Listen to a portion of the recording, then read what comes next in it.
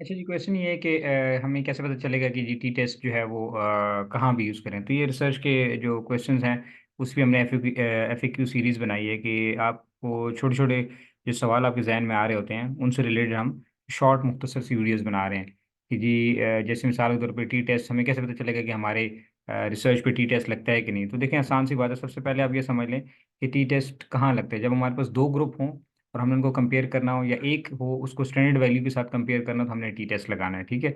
अगर दो से ज़्यादा होंगे तो फिर हम क्या लगाएंगे, एनोवा लगाएंगे या पोस्ट हॉग या बाकी जो दूसरे टेस्ट हैं। बहरहाल टी टेस्ट वहाँ लगेगा जहाँ आपके पास एक ही ग्रुप है और उसको आपने स्टैंडर्ड वैल्यू के साथ कंपेयर करना है, या दो ग्रुप हैं जिसको आपने आपस में कंपेयर करना है। तो अब हम एक एक करके देख लेते हैं।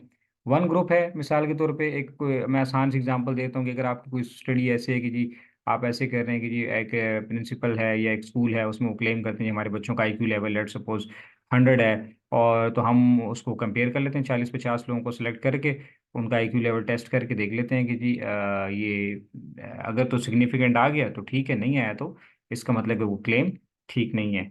लेकिन मोस्टली रिसर्चेस जो हैं वो जब स्टूडेंट्स कर रहे होते हैं तो आमतौर पे टी टेस्ट जब लगाते हैं, हमारे पास दो ग्रुप्स होते हैं।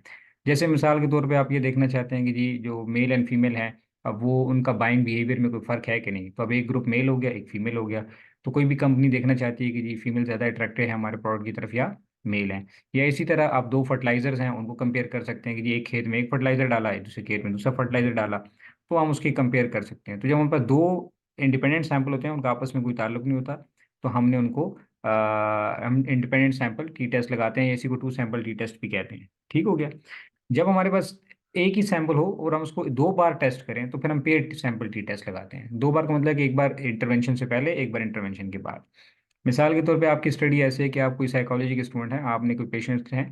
पहले पेशेंट्स को आप उनका बीपी लेवल और सारा कुछ चेक कर रहे हैं, और फिर आप कुछ इंटरवेंशन करते हैं, कोई थेरेपी वगैरह देते हैं, और उसके बाद उसका बीपी लेवल या कोलेस्ट्रॉल या कोई भी चीज़ चेक कर रहे हैं।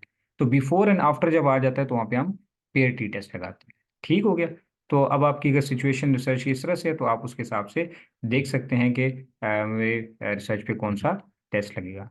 I hope you got the concept. Thank you very much. Stay blessed.